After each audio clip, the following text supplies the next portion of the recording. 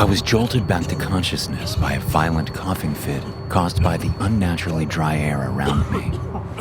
Drops of sweat had piled up and started trickling down my forehead.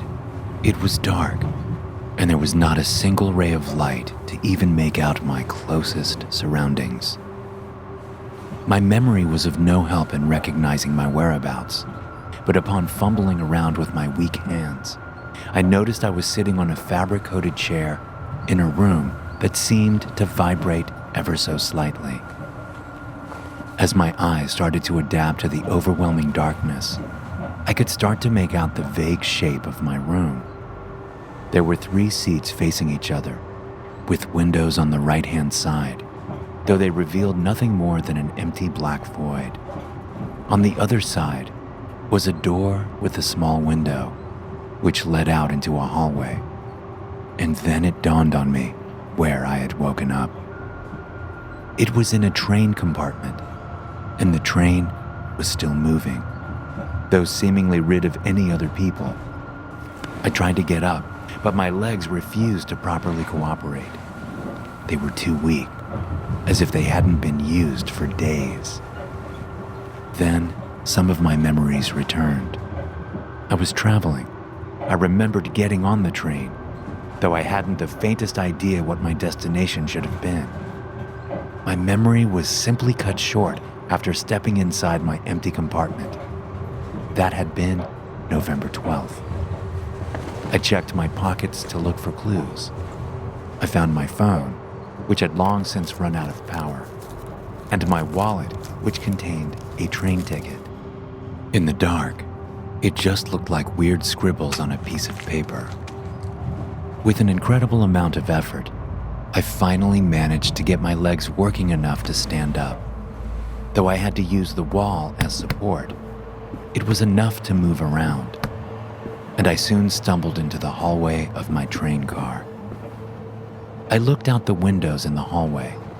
The whole world outside was empty. It looked and felt as if nothing existed outside the boundaries of the train. The darkness made it hard to navigate without falling to the ground. I tried to look for a light switch, or at the very least, another person to help me out, but none were in sight. I peeked in through the window into the next compartment, and I could see the vague shape of people sitting still in their seats. But upon trying to enter, I realized that the door was locked.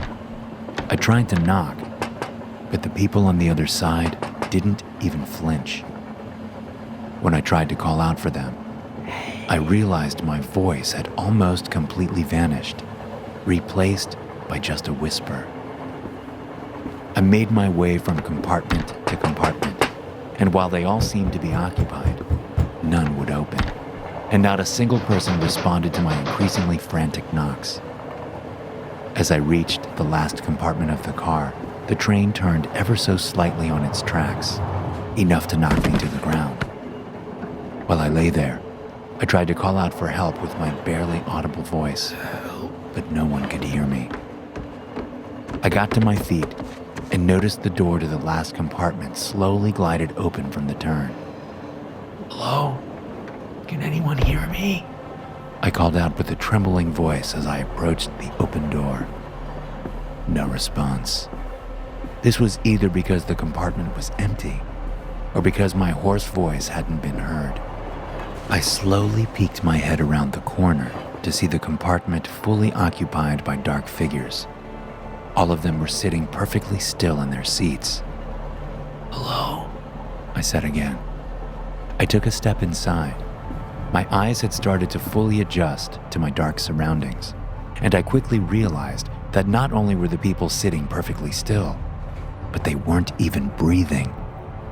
The horrible thought of them being dead struck me like a hammer, but I had to make sure. I bent down on my knees next to the closest man and shook him gently. Still, he didn't respond. I then checked for a pulse, and though I'm not a doctor, I couldn't find any signs of life. I heard a small beep that shot me to my feet and looked down to see the man wearing a digital watch that had alerted him that an hour had passed.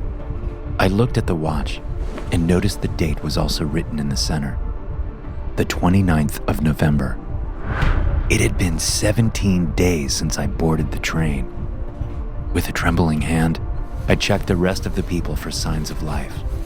All of them were beyond a shadow of a doubt, dead.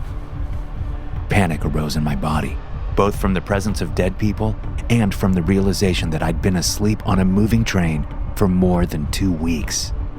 I collapsed to the ground in front of one of the dead passengers. She was an elderly woman, dressed elegantly with wide open, piercing blue eyes. I didn't want to stay in the compartment with them, but I was paralyzed by the lack of a plan. There I sat, surrounded by 6 dead people, trying to contemplate my next step. The train was still moving, which clearly meant that someone had to be in control of it, a conductor, or at least someone with an idea as to what the hell was going on. So, I decided that my best bet would be to make my way to the locomotive and pray that not everyone had died on the train. All the while these thoughts ran through my head, I couldn't take my eyes off the people. Something just felt off by their presence. Firstly, there wasn't any smell, meaning they hadn't started to decompose. And secondly, all of them had their eyes open wider than I thought possible. Before I could consider the bizarre situation any further, an elderly woman suddenly blinked. I shot to my feet in horror as she blinked again. I double-checked her pulse. Still nothing. Yet, her eyes kept blinking without any other signs of life. In shock, I looked around to find that the other 5 dead passengers were also blinking rapidly. Without checking them for life, I jumped out from the compartment and shut the door. I noticed a chunk of wood missing from it, as if someone had kicked it in, leaving it unable to properly close. As I slowly backed away from the compartment, I glimpsed out through the windows into the empty void beyond. I humored the thought that we might be driving through a tunnel, but if so, how long could it possibly be? I stepped into the next train car. Unlike the previous one, it wasn't divided into compartments, but rather filled with rows of seats, split in the middle by a central passage. But, like the compartments, each seat was occupied by a dead passenger, each blinking in response as I quickly passed in panic. I walked through about 15 such cars, each alternating by rows of seats and compartments.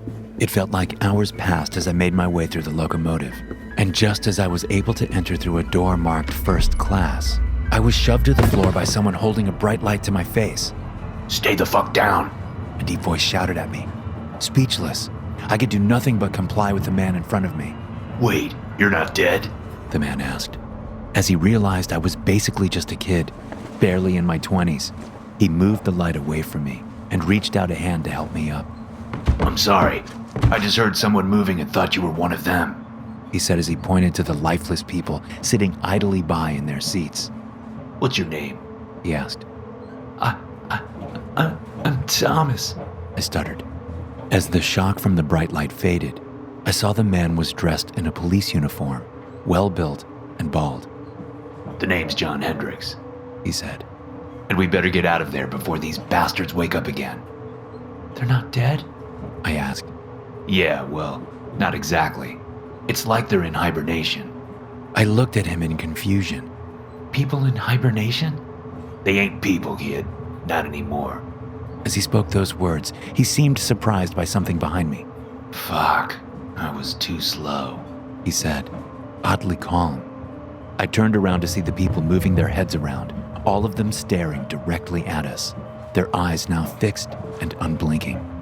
"We need to get out of here," John said as he pulled my arm and dragged me in through the door to another compartment car, far nicer than the one I'd awoken in. All the doors had opened, and people were slowly piling out from each compartment into the hallway, staring at us with their wide open eyes. We dove into the first available compartment, and the officer pushed one of the people out from it and locked the door. He sighed. "We'll be safe here for a bit. Hopefully, they're just scouting." "What the hell is..." I started saying before the cop put his hand over my mouth, gesturing for me to keep quiet. "Keep it down, would you?" he said quietly, clearly agitated by my idiocy.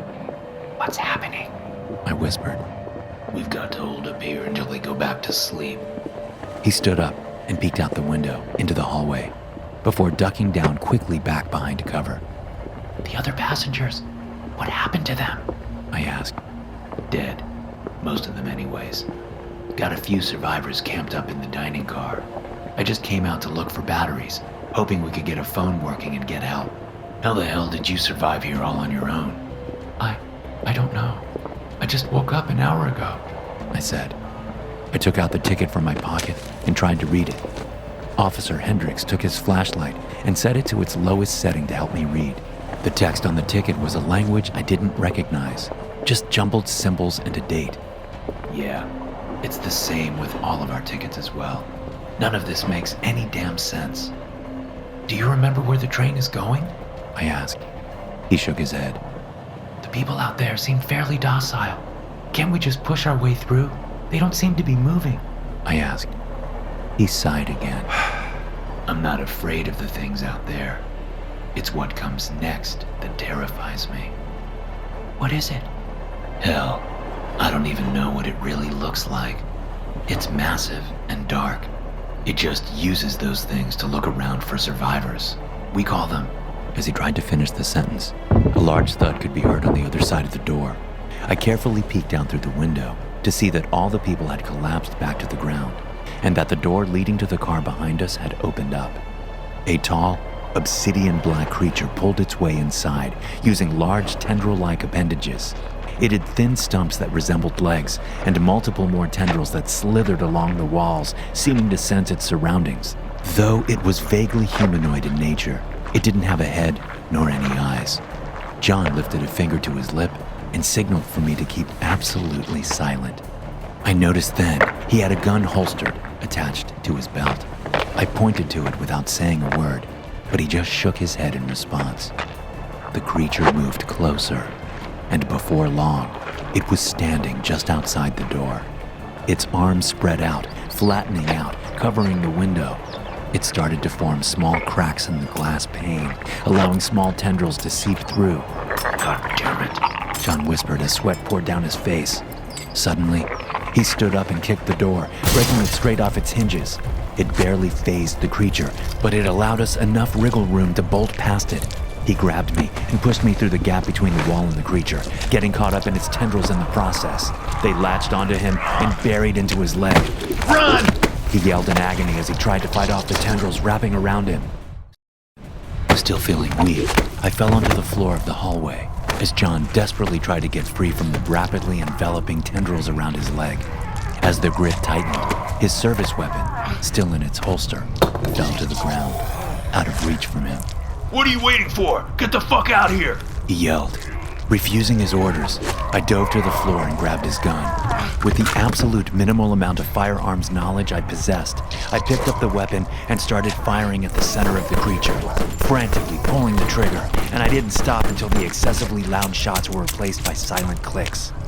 Though the rounds barely phased the creature, it loosened its grip on John just enough for him to crawl away from certain death.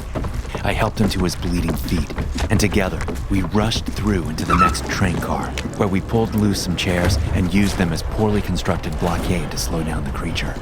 We continued through the car, repeatedly tripping over the dozens of corpses littering the floor. I took a peek back at the barricade to see the creature slowly seeping through like a black fog before reforming itself on the other side. Hurry up! John yelled at me. The creature had almost fully formed by the time we got through the next car.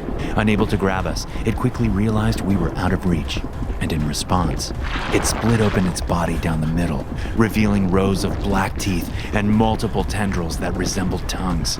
It let out a horrific, high-pitched shriek that shook the entire train, almost destroying my eardrums. The sound itself awakened the dead people strewn across the hallway. They lifted their heads and looked around until they fixated their eyes on us, which alerted the creature to our presence. It moved quickly, all the while its tendrils stretched impossibly far towards us in a hungry attempt at catching us. We were almost to the dining car when I fell back to the ground. A tendril had wrapped around my shoe, and John quickly grabbed my arms as I was pulled away. I screamed, and the door to the dining car shot open. 2 men and a woman ran over and helped John pull me free from the tendril's grip. One of my shoes slid off in the process, allowing me to get away. We ran through the door and it shut behind us, while one of the men pulled a large metal rod through a makeshift lock. Both John and I lay wheezing on the floor from exhaustion as I tried to look around, observing my new surroundings. The car was full of booths with a small bar all the way up front, covered in canned foods and bottled water. In the corner, I saw a few bags full of waste and empty food wrappings. The entire car was dimly lit up by a couple of rows of emergency lights on the ceiling, and it was clear they'd survived there for a couple of weeks already. What the hell happened to you, John? A man in his 50s asked. They must have seen me coming. I don't know how, John said, still out of breath. They kept looking at him in shock, not satisfied by his answer, so he continued. I didn't even use the flashlight until I saw Thomas here, and by then, they'd already awoken. So you waited until they went back to sleep? The woman asked. No, they already saw us. We had to make a run for it. I came back as quickly as I could. John, you were gone for 2 days, she said back. Don't be ridiculous. I was gone for a couple of hours at the most. She pulled out a digital watch and showed John the time and date. It's December 1st, she said quietly. That's... John trailed off, speechless by the realization. How do they see you anyway? They're not exactly observant unless someone disturbs them. One of the men said in a condescending tone. I don't know, Frank. Do you think I did it on purpose? I thought back to the old lady I'd seen in the first compartment and realized John hadn't been discovered at all. I was the one that got caught. Officer, I tried to say before John interrupted me. John, he corrected me. We're in another fucking dimension or some shit. No need for ranks or titles. I tried to confess again, but the woman noticed John's bleeding leg and rushed over to him. You're bleeding, she said. It's nothing. The Sentinel got a hold of my leg. Don't worry, I'm fine. Just sit down. Let me have a look anyway. John sat down, and the woman rolled up his trouser leg to reveal deep gashes in his calf. You'll need stitches. Get me the med kit, will you? She said as she pointed to Frank. While she did her best to fix up John's leg, I got a better look at the door. They reinforced it with pieces of metal around the edges. It also covered the window, preventing the creature from seeping through the cracks. On the wall beside the door, someone had etched lines, marking each past day. 19 lines for 19 days passed on a train that never stops. The oldest man, Frank, came over to me, looking as suspicious as ever. Who are you? He asked firmly. Thomas, I responded. You want to tell us how the hell you survived 19 days all on your own, without food or water? I couldn't answer his question. To me, only a few hours had passed, and though I felt thirsty, I wasn't even close to parched. I don't know, I stuttered. What do you mean, you don't know? How can you not know? Frank said, getting agitated. Give him a break, Frank. If you hadn't left your bag behind, I wouldn't even have had to go out and risk my life, John interjected. It was enough to shut Frank up. Though an asshole, he knew his place in the group. The other, younger guy came up to me and reached out his hand. I'm Philip, and that's Mia, he said as he pointed to the woman fixing up John. And lastly, that's Frank. Don't pay him any attention. He's a pain in the ass 90% of the time. Whatever, Frank interrupted. Did you get the batteries at least? Of course I did, you twat. They're in the bag, John said.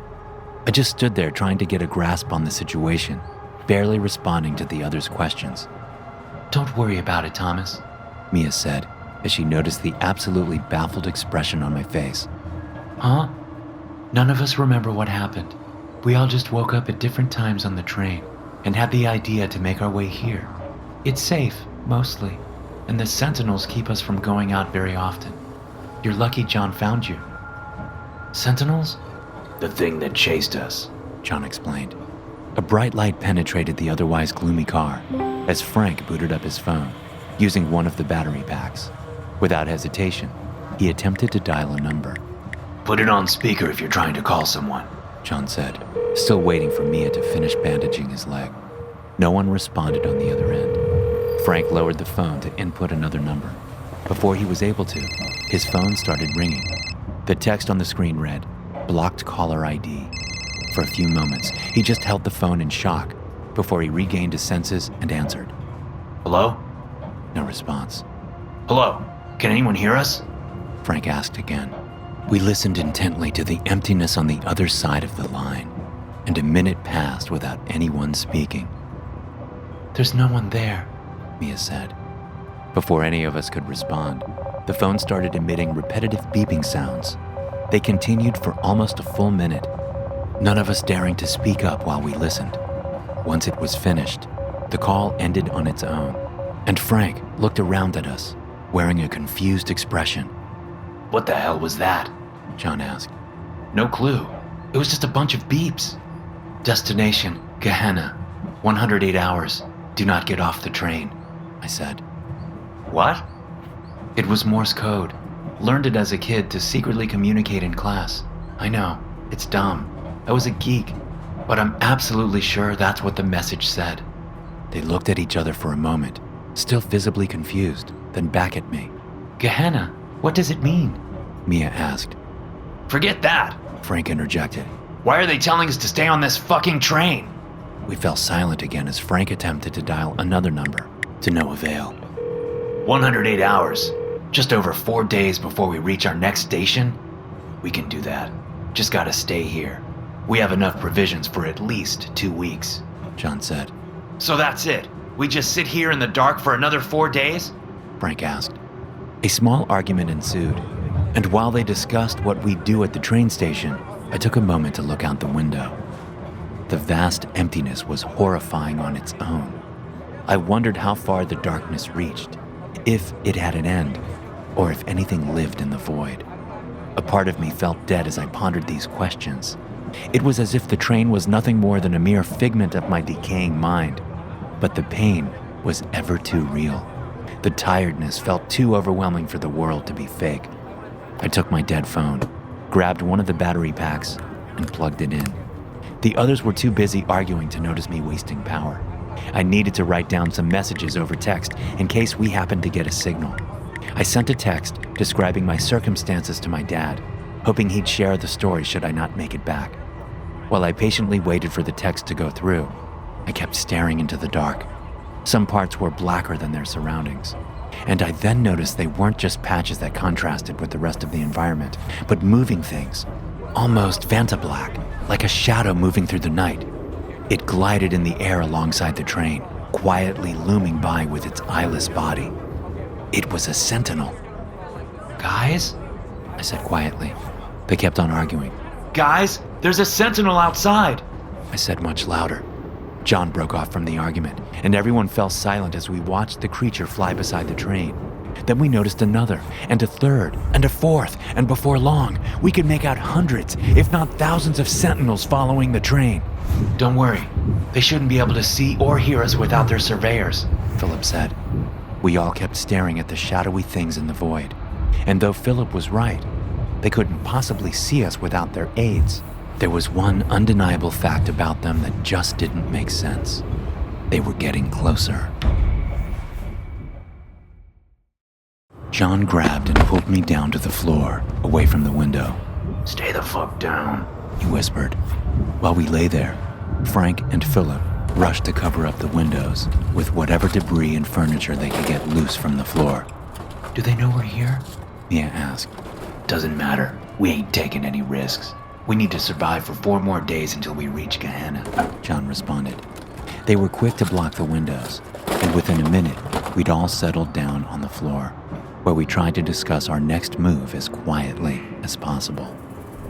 On the other side of the door, leading to the next car, we could hear the shuffling of surveyors trying to get in.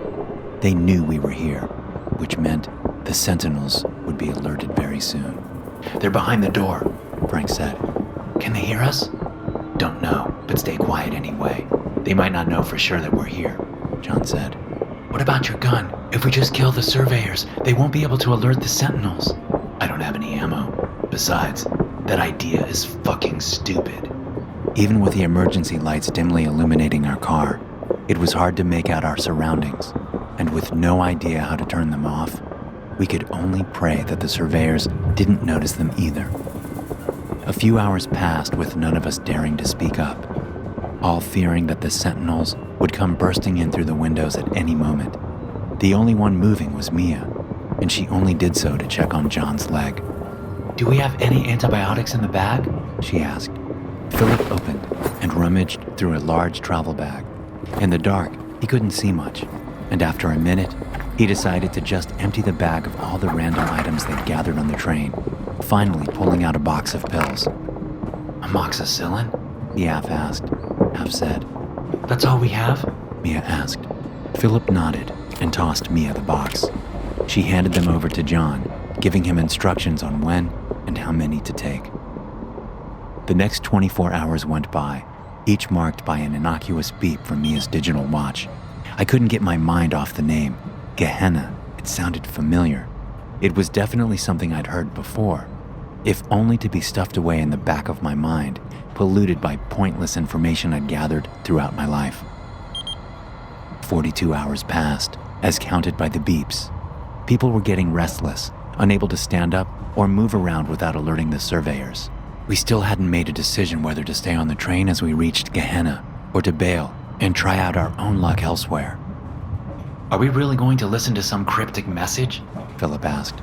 "Like, I don't want to be all pessimistic, but why should we trust them? They're telling us to stay on the train, but do they mean as it stops, or now while it's heading there?" Mia asked. "Does it matter? Shouldn't we just do the exact opposite of what they tell us?" No, whatever happens, we're getting the fuck off this train when it stops. As long as there's solid ground to walk on, we're not staying a minute longer than we have to," John interjected. 60 hours passed, and the void lingered outside our train, ever present and full of unseen horrors. Despite the stress, I'd somehow managed to drift off to sleep. Though restless, it was a deep sleep occupied by an incredibly vivid dream of Gehenna. I saw it as an empty ruin of a city, trapped in the center of a steep valley. Mia and Frank stood by my side with defeated expressions on their faces. As we observed our surroundings, a bright light lit up the gray sky, almost blinding us with its presence. I tried to lift my arms to block out at least some of the light, but I couldn't lift them. Something within the light had paralyzed me, surging through my body with intense pain. As I winced in agony, my mind suddenly felt clearer than it ever had. And then I remembered. It was just a piece of fragmented information, long since forgotten, that I'd learned during my childhood in a religious class. Gehenna. It was hell, and we were heading straight for it. I awoke abruptly due to a high-pitched, glaring sound emitting from a speaker system hidden in the ceiling. It jolted all of us to our feet in panic as we tried to decipher what it meant. "What the hell is that sound?" John yelled as he clutched his ears. It was rhythmic, Morse code, just like before. Though, in the mess of static and distortions, I could barely make out the individual beeps. After a couple of minutes, despite the mess of sounds, it became apparent that the sound was just a loop of beeps with a simple message played on repeat. Leaving Vacuus, stand by. Leaving Vacuus, stand by. Leaving Vacuus, stand by. Leaving Vacuus, stand by. It was incredibly loud, vibrating enough to loosen the already fragile barricade in front of the door and windows. On the other side, the surveyors were trying to break through, and with a final push, the door gave in. Dozens of them flooded in through the broken barricade, stumbling over each other in the process. All the while, they kept their eyes fixated on each of us, non-blinking, full of agony. "Push them out!" John yelled as he rushed at them with a stick, shoving the one furthest behind back through the door, then the next, but they kept getting back up. The rest of us rushed to aid John in his futile attempt, but before we could even reach him, every single window in the train shattered from the force of hundreds of sentinels throwing their mangled bodies at the car. Covered in the shards of broken glass, I fell to the ground alongside Frank, who tried to use me for balance. A piece of glass cut my left eye, temporarily blinding me from pain. As I got the piece of glass out, I saw the sentinels digging their way through the broken windows, turning to a viscous fog and pouring in through each crack in our barricade, reforming themselves on the other side, just like before. It was hopeless, and all we could do was stand there in frozen panic, unable to think of any plausible escape. Mia and Philip had sought cover in one of the corners where they sat, embracing each other, while John charged at the Sentinels, wielding nothing more than a kitchen knife. As the mix of Sentinels and surveyors came at us, the alarm kept blaring, and I prepared for my quickly approaching demise, leaving Vakus stand by. Suddenly, an impossibly bright light filled the entire void, instantly turning the Sentinels to mere filaments of darkness lingering in the air. It persisted for minutes, completely blinding out any memory of the empty void we'd left behind. And then the speaker gave out a new message in the form of Morse code. Designation, Gehenna, 18 hours. Do not get off the train, the code said. As quickly as it had come, the light faded. It took a while before our eyes adjusted, but once they did, we were greeted by a brand new world outside the windows. The once empty void had been replaced by endless fields of bright green grass, only contrasted by tall, blue mountains in the horizon, miles and miles away. The Sentinels themselves had all but vanished, while the surveyors had turned back into lifeless corpses, now doing nothing more than littering the hallways. Where are we? Mia asked. Gehenna? Did we make it? Frank asked. No, we still have 18 hours left. I corrected him. I took a hopeful look out the window and stared at the lush fields just out of reach. The ground looked so soft, and I contemplated for a moment whether it would be smarter to just jump off the train. That idea was quickly put to rest as I got a look around the train, now filled with blissful daylight that had immediately changed the mood. All right, let's head for the locomotive and try to shut this train down, John said. We quickly made our way through the train, littered with the fresh corpses of people that died weeks ago. Their connections to the Sentinels had been broken, leaving them limp on the ground with no direction. Once we reached the locomotive, we were faced with a heavy iron wall blocking our entrance, a door with no handle, nor a keyhole to open it. Great, what now? Frank asked. Maybe we can climb out one of the windows and get there from the outside, John suggested. Before we could even indulge the idea of climbing on the outside of a moving train, we were all shoved to the ground as the train rapidly lost speed. The tracks screeched as the wheels locked themselves in place, and we quickly came to a sudden stop. What the hell just happened? We've stopped, but there's no platform or anything outside, Mia said as she peeked outside the window. Doesn't matter. Get your stuff. We're getting off this nightmare. We returned to the dining car and picked up our bags, alongside any amount of food and supplies we could possibly carry. We hadn't yet reached Gehenna, but considering the implications that we were heading straight for hell, this would be a safer bet. For the first time in weeks, we stepped down on solid ground, with a brilliant green field only a few feet away from us. Philip took charge, carrying what little medical supplies we had left, while John followed. There was a decently brisk wind that felt great in an otherwise hot climate, but the grass didn't seem to sway even in the slightest. As minute a detail as it seemed, it warranted a closer look. They were crystals, green, razor-sharp crystals that from just a few feet away resembled blades of grass. Wait, don't! I tried to yell, but it was too late, and Philip stepped down hard on the field. Ow, fuck! He called as the crystals cut through his shoes, into the sole of his foot. The rest of us froze in our step as we saw Philip pull back in agony, clutching his leg. It's not grass! I trailed off. Fuck, it hurts! Philip groaned. Mia instinctively ran to his aid and pulled off his shoe. Let me have a look, she said. There were green crystals embedded deep in his sole, covered in jagged edges, making it almost impossible to pull out without causing more damage. We've got to get you back on the... Mia froze mid-sentence. The crystal was spreading, with tiny shards breaking off, embedding themselves into Philip's skin, tearing through it as they grew. What's happening? Philip stuttered. Though the growth was slow at first, it quickly sped up, covering his entire foot within a minute before proceeding up his leg. Get them off me! He yelled in pain as Mia reached out to try to rip them off, but John stopped her before she could touch them. Wait! You'll get them on you too! John yelled. He pulled out his knife and got ready to peel the shards off Philip, but the crystal simply cut through the knife like butter, spreading onto that as well. In shock, John stumbled back and dropped his knife.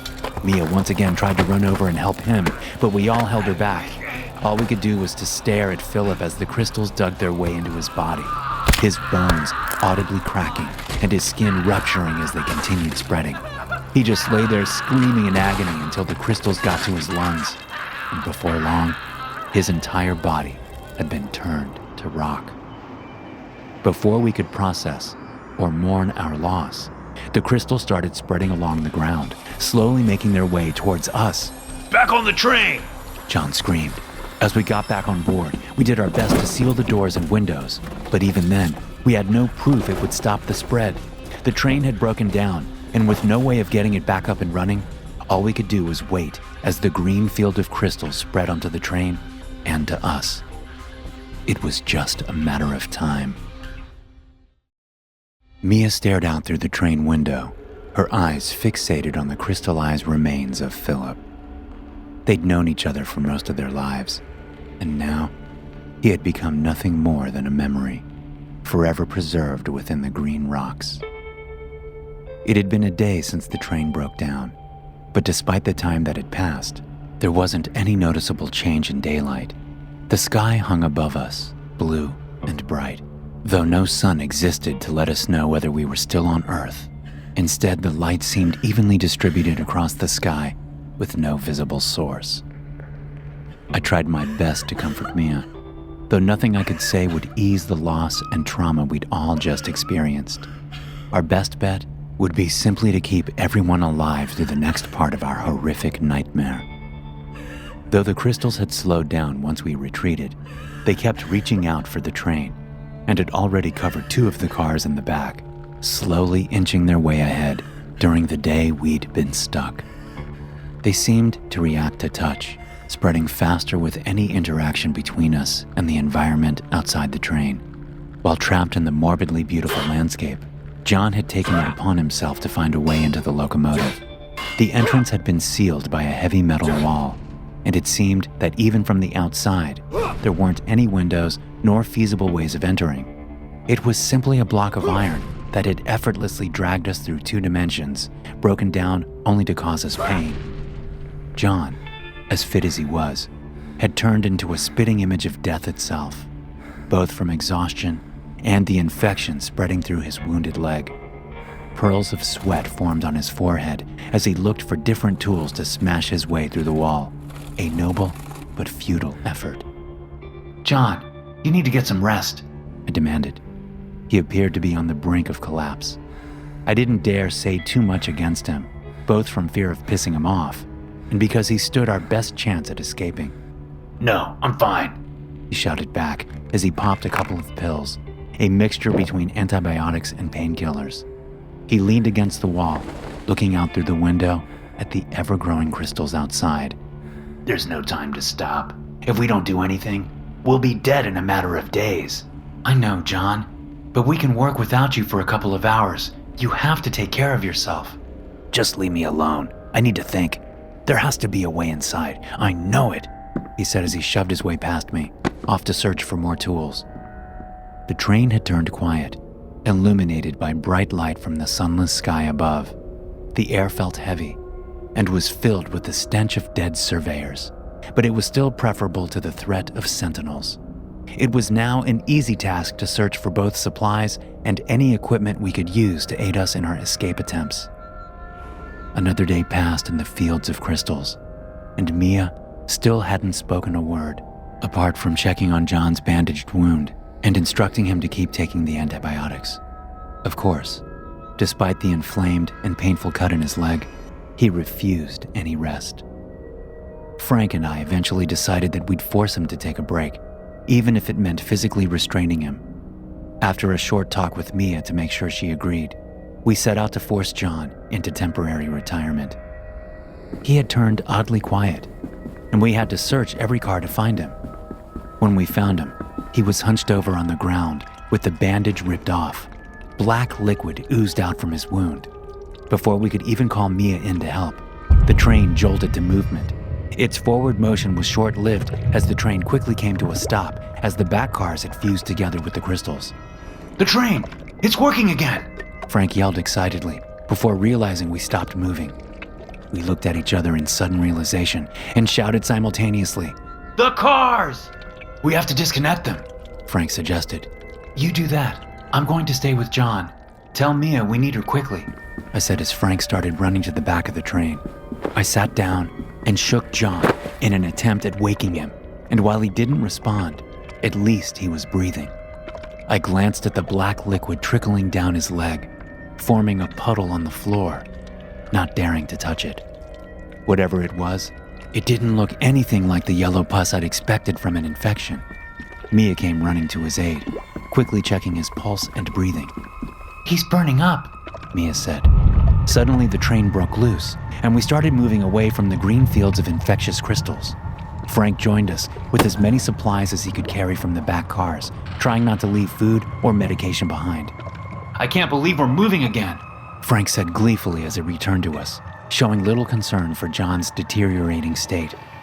Near the front of the train, there was a sleeping car, which we cleaned out and put John to rest.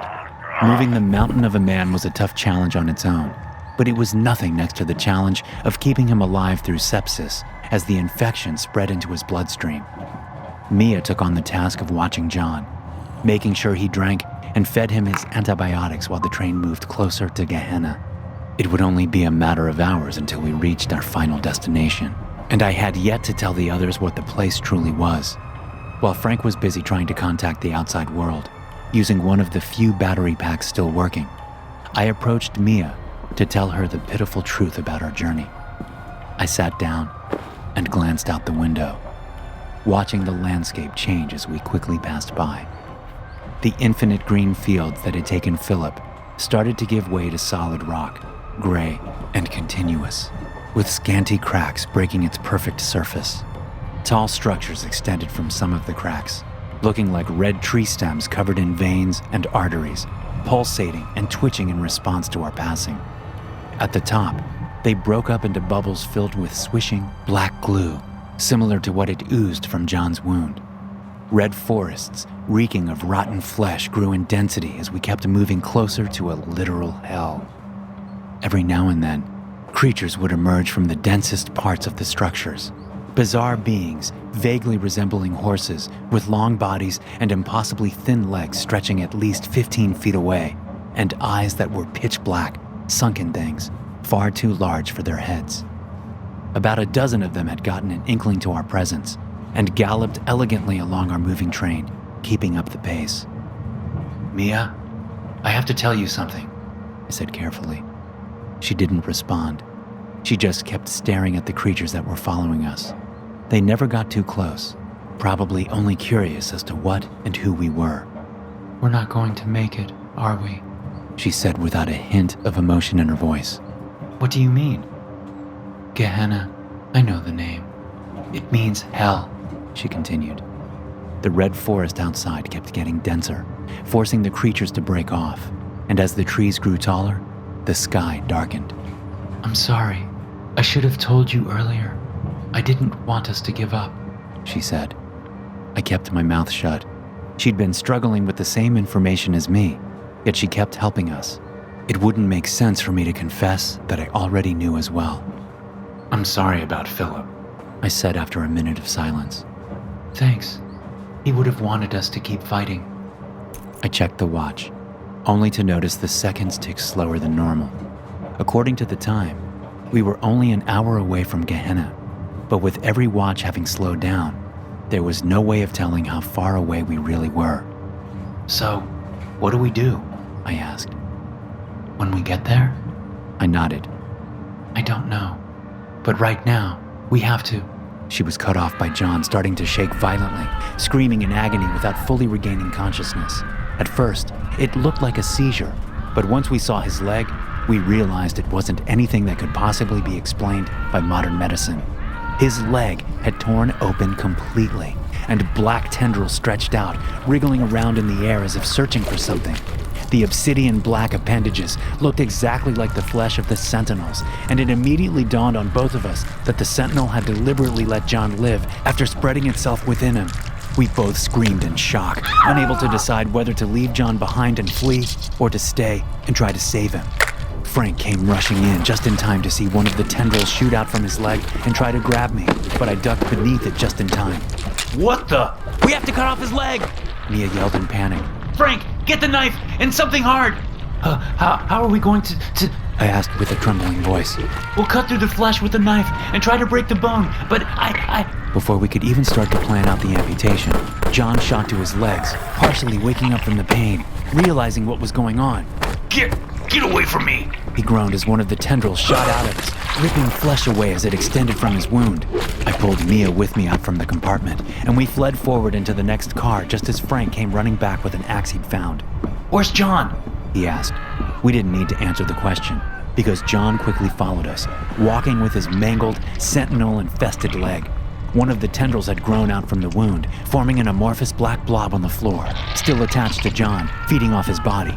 His leg had completely shattered and split open, but the infection had spread even further, reaching his abdomen, covered in tiny holes occupied by more dark appendages.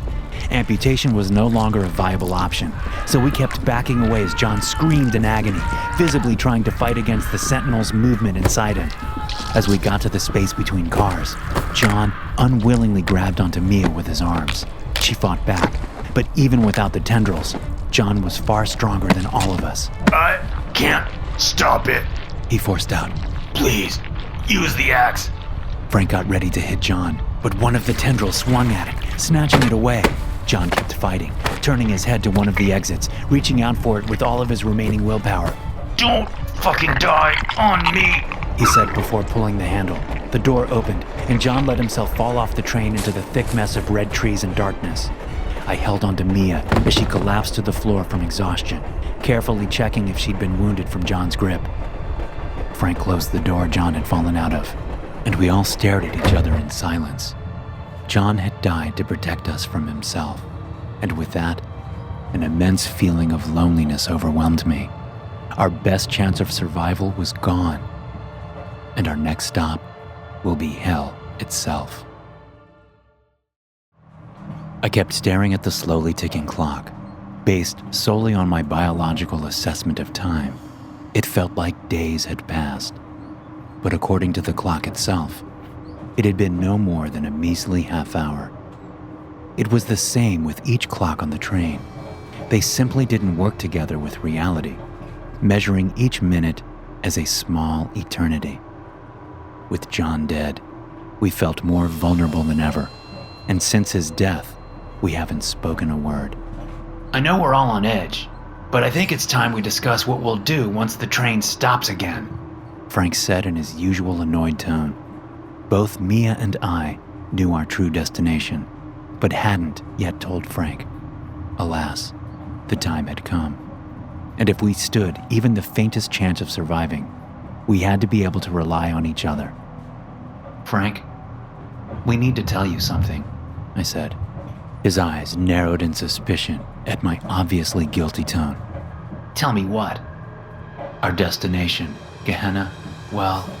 I trailed off. Yes? What about it? It's, Gehenna is hell, Frank. We're all going to hell. Mia burst out, annoyed by my hesitation. We fell silent for a few seconds while Frank processed what we'd just told him. Then, he suddenly burst out laughing. Really? Hell? That's the best you could do? He said. I just nodded in response.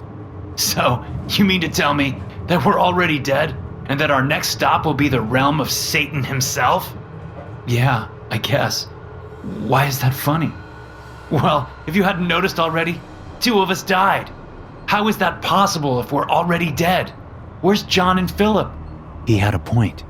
Our conventional idea of hell required us to be dead already, though it never stated whether you could die twice, or what happens upon the second death. We're clearly not dead, but that doesn't mean we're not going to a horrific place. Regardless of what you might think, Gehenna means hell, Mia said. The argument went on fruitlessly for a while, Frank never giving in and admitting that we weren't going to reach salvation once the train stopped. In the meantime, I kept staring out the window. The once green fields of killer crystals had long since vanished, and the forest of red pillars had grown so dense that it finally blocked out each ray of light brave enough to attempt to illuminate our path. If I hadn't known better, I would have thought we were back in the void, but it felt different, far hotter than it had before, and even more devoid of hope.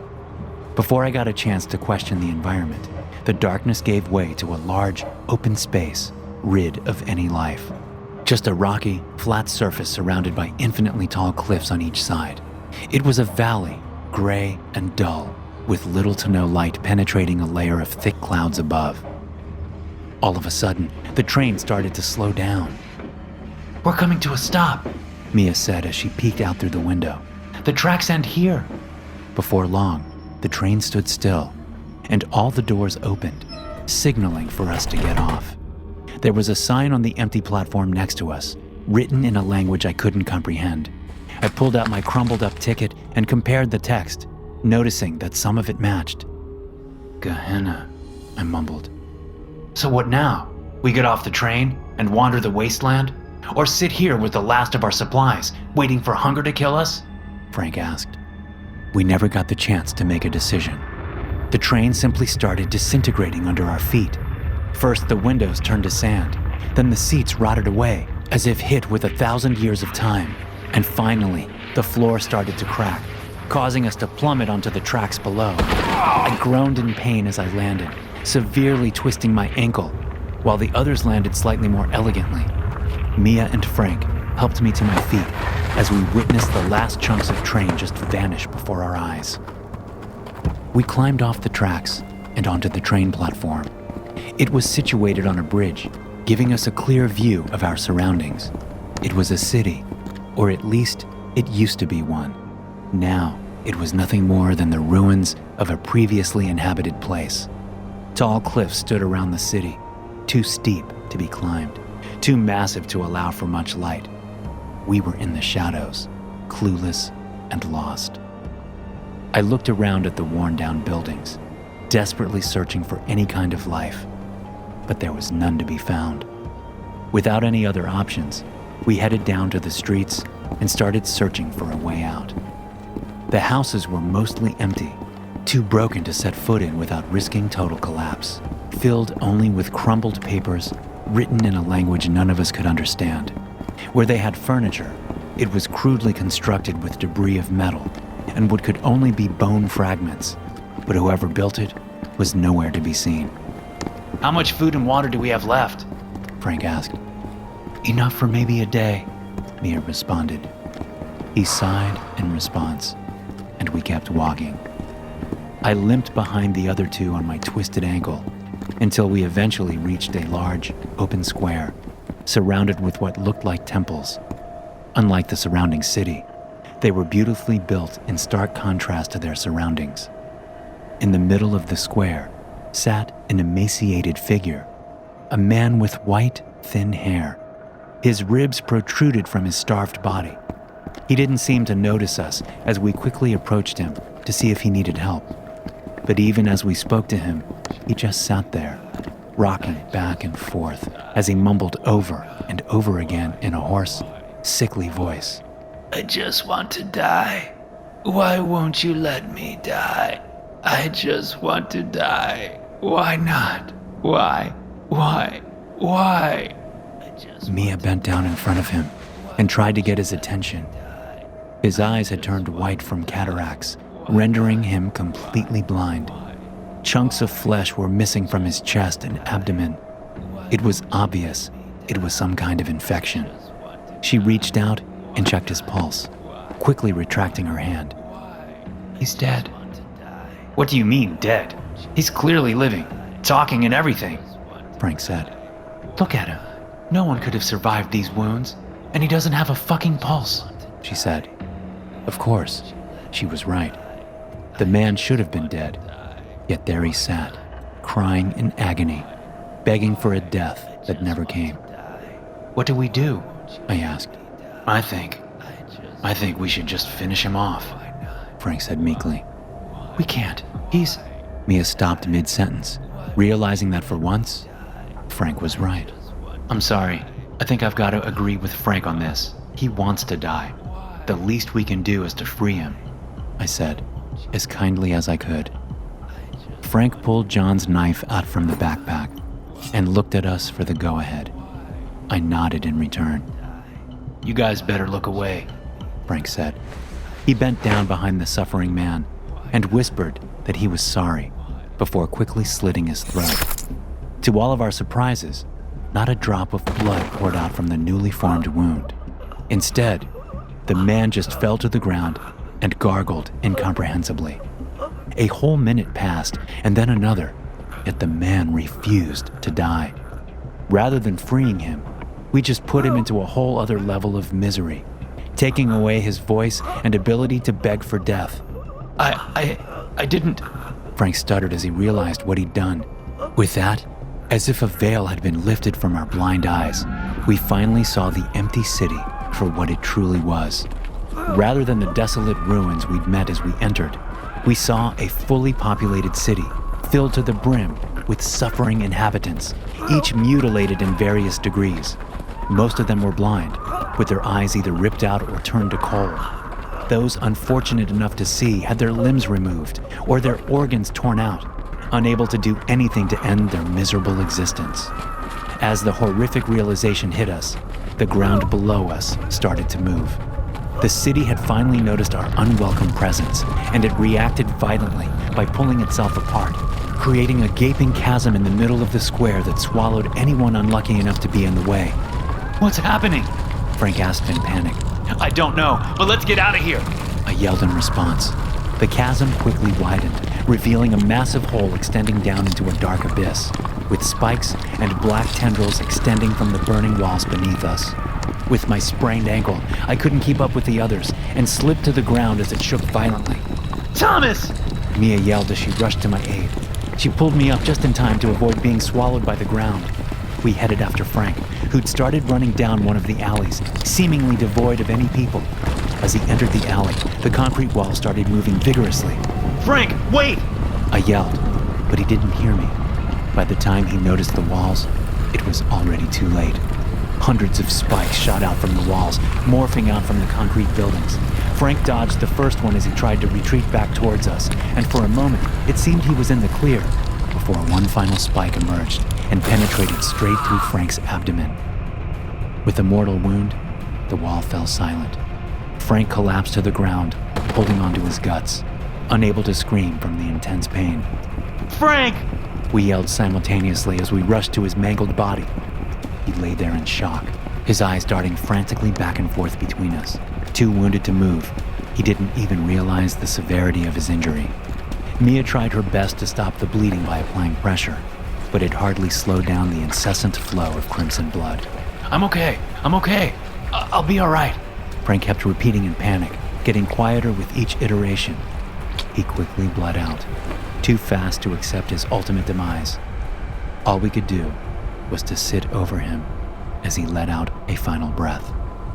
The ground started moving again, not to attack us, but to swallow Frank, to fuse his limp body with the concrete beneath him.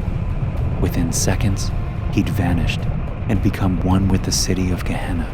Before we could get the chance to catch our breaths, the wall started moving once again. With my injured leg, I knew I had no chance of escape, but Mia didn't have to die with me. Mia, get out of here! I yelled as spikes formed around us, reaching out to destroy our vulnerable bodies. Then, out of nowhere, a dark rumble sounded alongside a bright light, and the ground came to a standstill. An old man emerged from up the alley, wearing a worn-out but perfectly tailored suit, and a cane in his left hand. The sound shook us, and I grabbed my ear futilely trying to block it out, but it barely helped. What the hell are you kids doing here? The man said, as both Mia and I passed out. I slowly opened my eyes, momentarily forgetting that I had literally spent the past couple of weeks in hell. The old man that had saved us stood by the window, staring out at the empty street, mumbling in a language I couldn't understand. Good morning, he said without even turning, somehow noticing my awakening. With a throat like sandpaper, I couldn't even respond. I looked around the room with my tired eyes, quickly realizing that Mia was missing. Mia, where is she? Don't worry about her, Thomas. She's resting in the chamber as the infection fades, he said matter-of-factly.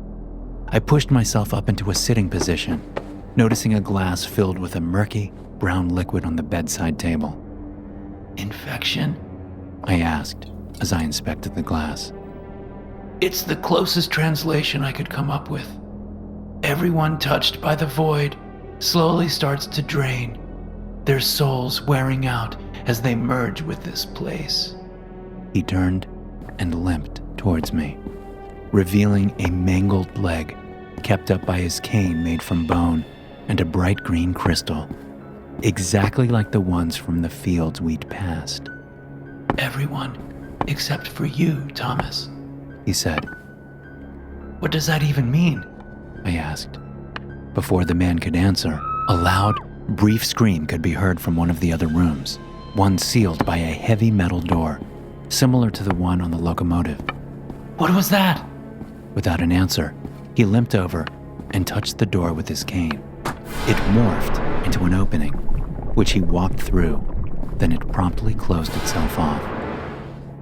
A few minutes passed, and I got back on my feet, stumbling over to the door, unable to open it. I pushed my ear against it at an attempt at listening to the other side.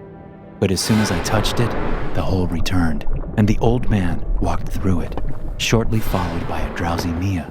Tom! She exclaimed in joy as she embraced me in a tight hug. The three of us sat down around a table made from concrete and bone. You must have a lot of questions, and though we're short on time, I'll answer as many as I can, he said. Mia and I looked at each other, both wondering where to start. Who are you? I asked. That's a tough one, he said as he scratched his head. I'm what you could call a guardian, and my job is to keep this place locked down, preventing any unfortunate souls from accidentally slipping through dimensions and ending up here for the rest of eternity.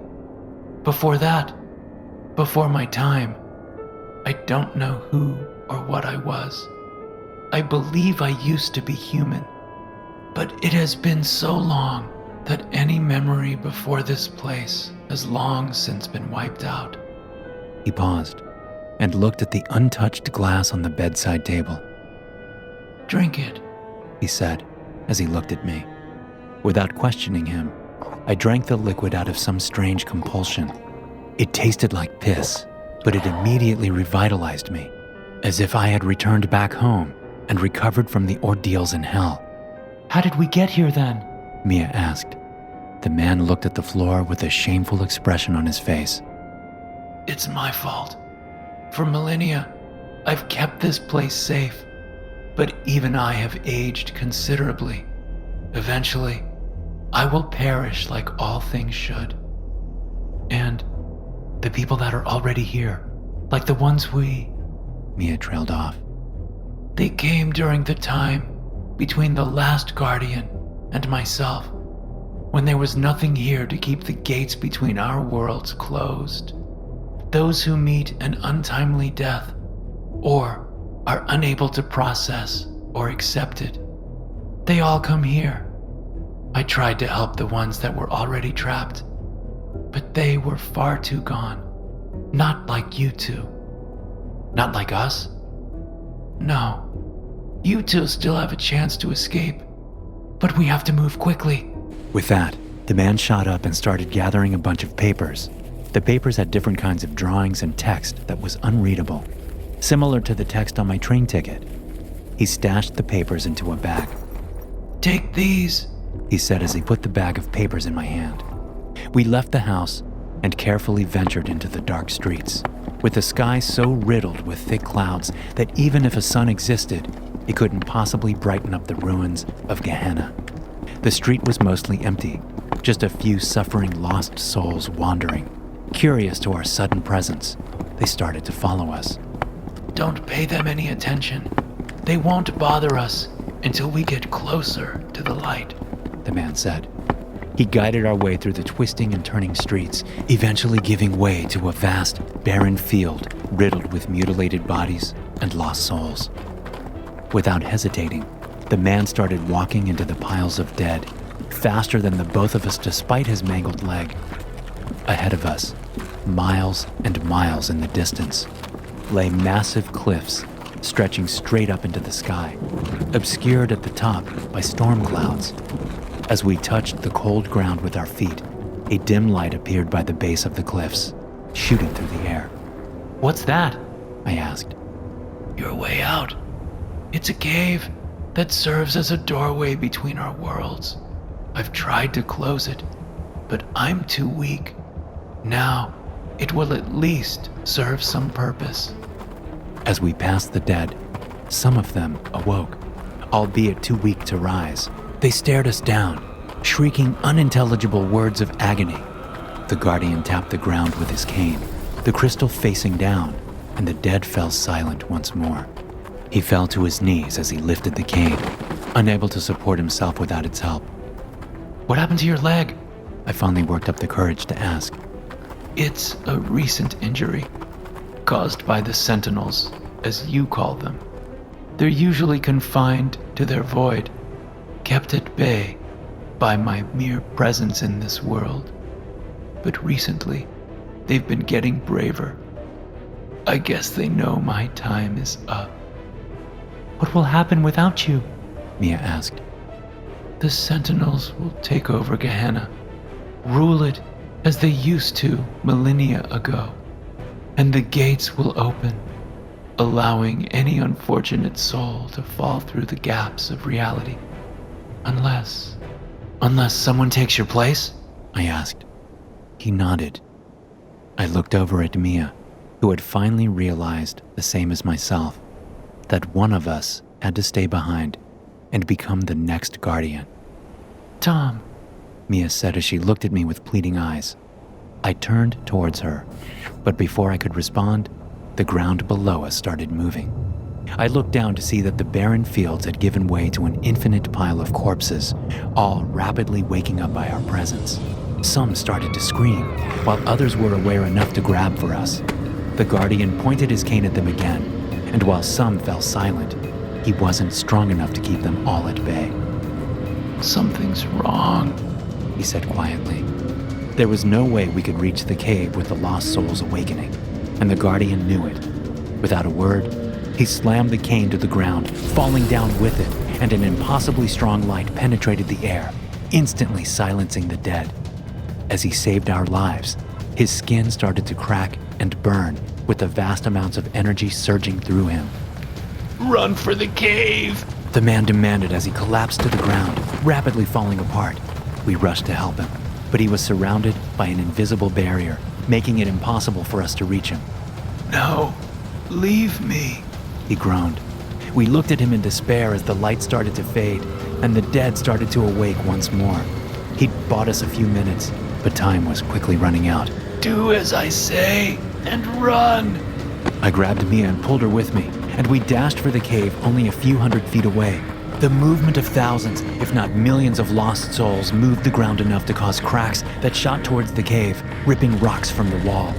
The cave started collapsing, and we dove through just in time to avoid being smashed to pieces by the falling rocks, one hitting Mia on her shoulder, tearing through her flesh. Are you all right? I asked as I helped her to her feet. Yeah, the wound isn't too deep. I'll be fine. We turned towards the light that filled the cave. It was a frame of glowing fog surrounding a pitch-black portal, hanging a few feet above the ground. That's it? I asked. I guess so. It doesn't exactly look inviting, but there's nothing else around. Even the ground within the cave was riddled with the bodies of the dead, and with each second we spent there, they started to wake up. We have to hurry, Mia. You go first, I said as I walked closer to the portal. She didn't follow. She just stood back and stared at the swirling darkness hanging in front of us. I'm not going with you, she said quietly. What? You heard him, Tom. This place needs a guardian. If we both leave, millions will suffer. I just can't do it. Mia was far too good of a person, unwilling to consider her own well-being over that of others, and I knew in my heart that nothing I could say would change her mind. She walked up to hug me, a final goodbye before we parted ways for the rest of eternity. I held her tight as I whispered into her ear. I'm sorry.